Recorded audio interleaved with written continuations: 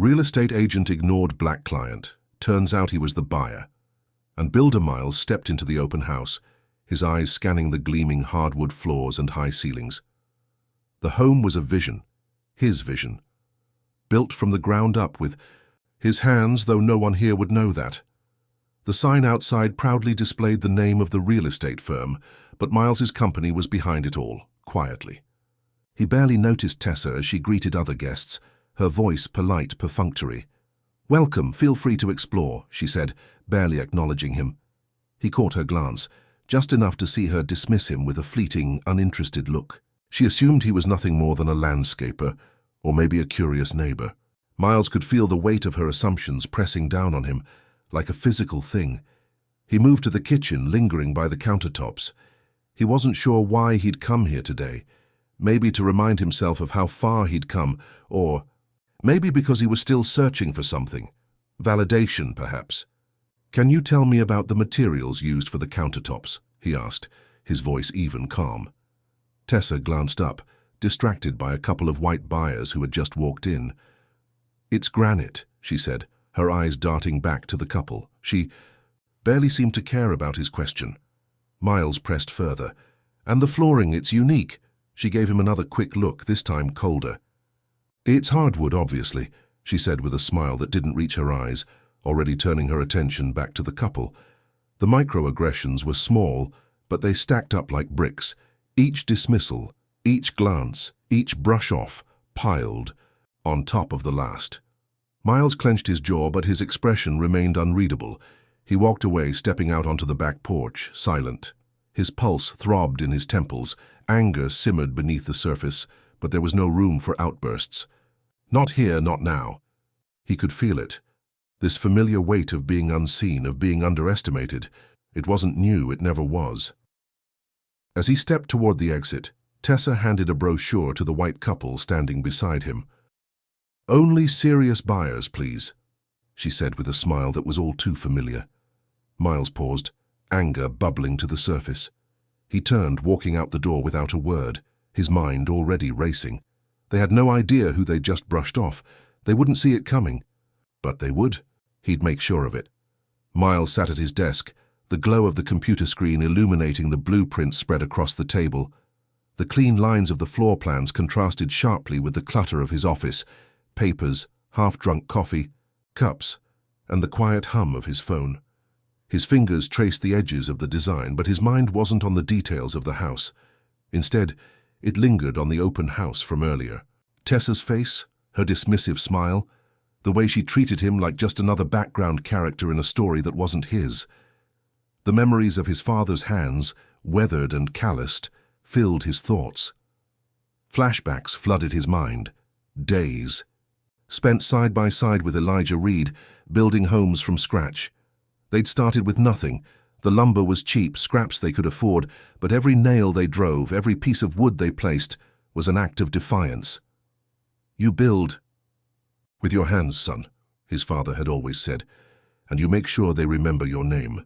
He remembered those nights, working late under the dim light of an old lantern. His father would hum softly, a lullaby for men who dreamed big, despite the odds stacked against them. Miles had learned how to stand firm in the face of doubt, how to turn raw material into something that could withstand time. He had to. There was no other choice. The phone buzzed, jolting him back to the present. Deshawn's name flashed across the screen. "Yo, Miles, I saw that video. You gotta say something." "Call her out. Go public," Deshawn urged, his voice urgent, almost angry. Miles stared at the blueprints, a furrowed brow pulling at his forehead. "I'm not gonna stoop to that level, D. It's not worth it." "Not worth it?" Deshawn's voice cracked with disbelief. "Man, they just humiliated you in front of everyone. You've worked your ass off, built this company from nothing, and she treats you like dirt." "I know what it feels like," Miles muttered, almost to himself. "But it's not about her. It's bigger than that." His brother was quiet for a beat, then scoffed. "You really gonna let this slide? They'll never respect you if you don't show them you're someone to be reckoned with." Miles didn't respond right away. He'd always been the quiet one, the one who observed rather than reacted. It was safer that way. Safer not to get caught up in the drama, safer not to make noise. But the noise had already started. It was coming whether he was ready for it or not. Before he could respond, the phone rang again. This time, it was Jada. "Miles, you need to hear this," she said before he could even say hello. "There's a city council vote tomorrow that could take away permits for black developers. They're moving fast, and it looks like they'll push it through unless we fight back." Miles sat back in his chair, his eyes tracing the lines of the blueprint once again. Legacy versus survival. What had his father taught him? Fight for what you build, or let someone else erase it. His mind whirred with conflicting thoughts. "Thanks for the heads up, Jada, I'll be there." As he ended the call, his phone buzzed again. This time, it was an email. He opened it quickly, the words staring back at him, cold and final. "Your firm's offer has been rejected without review." His stomach sank. It was the same old story. He wasn't even given a chance. The weight of it hit him all at once, the bruises of years of being overlooked, of fighting for a seat at the table, only to have the chair pulled out from under him. Miles stared at the rejection, his mind spinning, but one thing was clear. He wasn't going to take this lying down. Not anymore. Miles sat in his office, his fingers lightly tapping the desk as his lawyer spoke on the phone. He hadn't planned for this, hadn't planned on playing the game this way, but the frustration of being ignored, dismissed, had grown too thick to ignore. "So he made a decision. I'll rebid," he said quietly. "But this time it's under an alias." His lawyer hesitated. "You sure about this, Miles?" "If Tessa finds out—" "She won't," Miles interrupted. "Just handle the details. I want to play by their rules." By the time the bid was placed, the name on the paperwork was one that would mean nothing to anyone involved. A name that could pass unnoticed, just like the many others who never got a second glance. Miles wasn't even sure if it would work, but the thought of Tessa treating this new buyer with the same disdain made the plan too tempting to resist. The next day, he walked into the open house again, but this time, it was different. Tessa greeted him with a smile that didn't quite touch her eyes, rolling out the red carpet for the mysterious new buyer. "You'll love the finishes," Tessa said, gesturing to the polished countertops, the custom cabinetry. "The builder really went all out on this one. He's clearly got an eye for quality. Maybe I could even put you in touch with him for future projects." Miles couldn't help the small, ironic smile that tugged at his lips. She had no idea who she was talking to.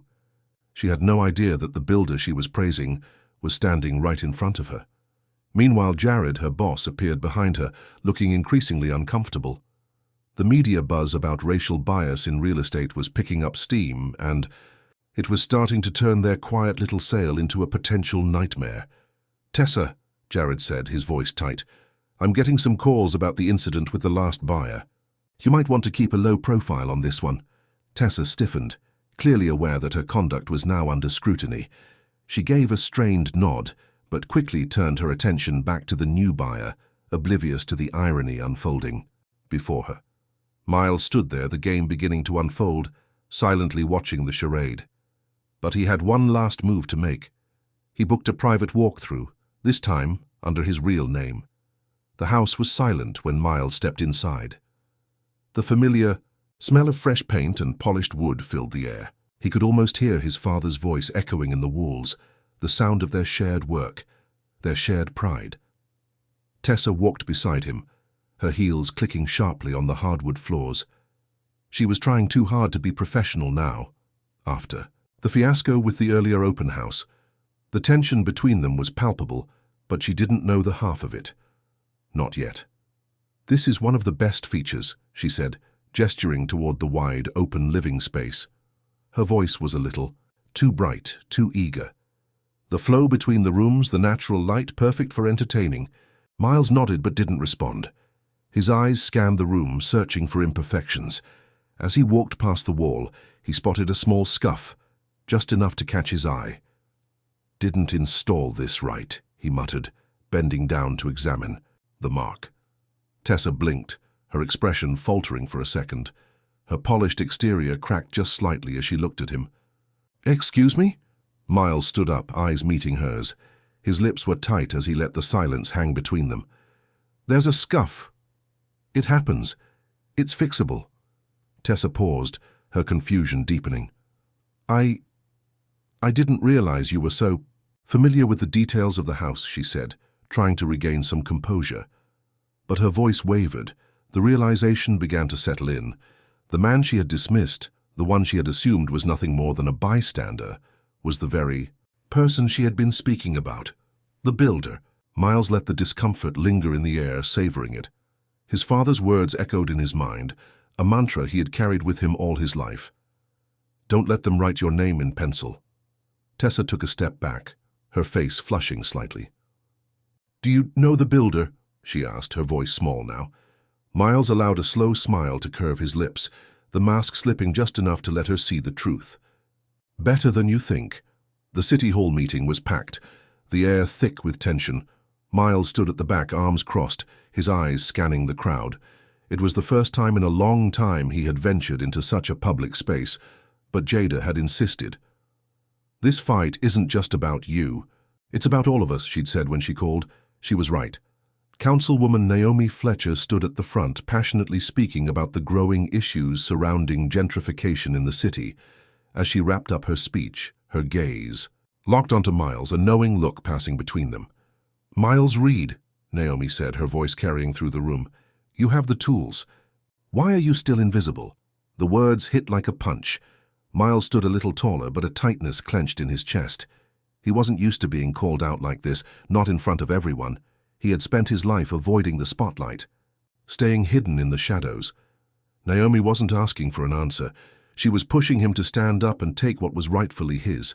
His heart raced as a mixture of pride and fear swirled inside him. Invisible. That's how he had been for so long. But now it was different. It had to be.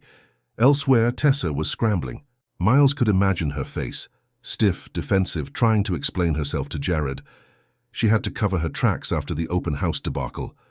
It was just a misunderstanding, she told him, though her voice betrayed her discomfort. I didn't mean to. I didn't know he was. Save it, Jared interrupted, clearly exasperated. The press was already sniffing around, and Jared knew it wouldn't take much for the story to blow up. Meanwhile, Deshawn was calling again, his voice sharp with anger. Man, forget this quiet stuff. Go public. Let everyone know what they did to you. If they want to play dirty, we can play dirty. Miles rubbed his forehead, torn between the need to act and his natural instinct to remain silent, to stay out of the chaos. He wasn't sure if he could handle the fallout. Not yet, he said quietly, his voice filled with tension. We do this right, but Deshawn wouldn't back down. They don't respect you until you make them. The truth burned in Miles's chest. He knew Deshawn was right. He was invisible, but the idea of stepping into the light still terrified him. Just then his phone buzzed. He unlocked it, eyes widening as he saw the notification. Marcus had leaked the video, the one where Tessa had ignored him during the open house. It had gone viral. Miles's heart skipped a beat. There was no turning back now. The truth was out there. The story spread faster than Miles had anticipated. The video of Tessa ignoring him during the open house had gone viral, igniting a firestorm in the media. Local news outlets ran segment after segment about the incident, and social media exploded with outrage. Everyone seemed to have an opinion, and most of them weren't kind to Tessa. Miles sat at his desk, staring at the phone in his hand, his finger hovering over the screen. A text from Jada flashed across it. Vera Carmichael backed out. But she wants to talk to you, he exhaled slowly. The wealthy buyer who had once been the face of the high-end project was no longer interested in the house, but she wasn't walking away completely. Instead, she was making a different offer. To invest directly with him. His mind raced, trying to process the shift. Was this an opportunity, or was it just a move to salvage her reputation? His phone buzzed again, this time with a call from Jared. Miles answered, already bracing himself for the panic in Jared's voice. Miles, Jared began, his tone oddly respectful. Look, I know things got out of hand. The press, the backlash. Tessa's been pulled from the listing. She's been reassigned. Miles said nothing. He didn't need to hear the apology that Jared wasn't offering. The damage had already been done. "You've made your point," Jared continued, still trying to save face. "Look, I'm just trying to smooth things over. Maybe we can find a way to work together." Miles didn't respond right away. There was no easy answer here. He had the power now, but it felt more fragile than he wanted to admit. He turned his attention to the speech he'd been drafting for the upcoming community event. Jada had pushed him to speak out, but part of him still hesitated. Was he ready to take this step? Was he ready to claim the space that had always felt just out of reach? Just then, the office door opened. Jada stepped in holding an envelope in her hands. "Found this," she said, her voice quieter than usual. Miles took the envelope, eyes narrowing. It was from his father, Elijah's last letter, unopened. He hadn't realized it had been there. Tucked away in a drawer, forgotten. His hands shook slightly as he turned it over. "Go ahead," Jada said, her voice low. "It's time." Miles stood backstage, the weight of the envelope still heavy in his hands. His father's letter was crumpled slightly from the years of being tucked away, but it felt like the moment he had been waiting for. He opened it carefully, his eyes scanning the words that were never meant to be read until now. "They'll never give you a seat. Build your own damn table." The words burned in his chest, a mix of pride and warning that echoed in his bones. Elijah had never been one for easy advice, but this was exactly what Miles needed to hear. His father had built with his hands, with sweat and grit, and it was time for Miles to do the same, but on his own terms. The crowd gathered in front of him, their murmurs rising and falling like waves against a shoreline. He could feel their eyes on him, even though he had yet to step into the light. He folded the letter carefully, tucking it into his jacket pocket, and walked to the podium. The microphone buzzed as he stepped up, and for a brief moment, the room fell silent. He stared out at the crowd, feeling his pulse quicken. This was the moment he had feared and avoided for so long. He took a deep breath, his voice steady when he finally spoke. "I'm Miles Reed," he began, his words simple but powerful. "I'm the builder, I'm the buyer, and I'm the one you ignored." A murmur ran through the crowd. Eyes widened. Whispers spread. "I built this city's future, piece by piece," he continued, his voice growing stronger. "But it's not enough to simply build homes. We need to invest in black neighborhoods by black hands. We need to stop waiting for others to see our worth. We see it. We build it." The crowd erupted. Some stood in applause, others still in shock, but the energy was undeniable. The truth had hit like thunder, shaking them awake. At the back of the room, Tessa stood frozen, her face unreadable. She couldn't look away, as if she knew the game had changed. As the applause died down, Councilwoman Naomi Fletcher stepped forward, her eyes meeting Miles's with an intensity that sent a jolt through him. She extended her hand, a smile on her face. "Miles," she said, her voice clear and firm, "I want you to build 5 new homes for the city, black-owned, black-led. It's time we made room for your seat at the table." The media frenzy that had followed the speech was overwhelming. Reporters, cameras, interviews. Everyone wanted a piece of Miles, but he wasn't interested. He didn't want to be a spectacle. He never had. What he wanted was to build, to take action, to turn the words into something real. He stood on the site of the first home under his new contract, the framework towering around him. It wasn't finished yet, but it would be soon. The walls were solid, the foundation firm, and everything was taking shape exactly as he'd imagined it. The bones of the house felt like his own. Every nail, every beam, his hands had touched. All of it. This was his work, his legacy, just like his father's had been before him. Miles stood still for a moment, watching the sun dip low in the sky, casting long shadows over the property. The land was quiet but not empty. He turned to see a group of kids from the neighborhood standing on the edge of the construction site. They were watching him with wide eyes, fascinated by the half-finished house. "Want to take a tour?" Miles called to them. The kids nodded eagerly, and he led them through the site, explaining how everything worked, teaching them about what went into building a home. The kids listened, their eyes bright with interest. It was more than just a tour for them. It was an opportunity to see something they had never been told was possible. As he moved through the house, Miles pulled the envelope from his jacket pocket. Elijah's letter. He opened it for the last time and placed it carefully inside the wall frame of the first house. It wasn't just a letter, it was a piece of his father's legacy, sealed forever between wood and stone. Miles knew that, wherever this house went, Elijah would always be a part of it. The kids watched him with curiosity. They didn't understand the weight of what he was doing, but it didn't matter. He didn't need them to. As the sun sank below the horizon, casting the sky in hues of orange and purple, Miles stood there with a quiet smile. This wasn't about revenge. It wasn't about proving a point. It was about something much deeper. They had ignored him, but now they would live in his work,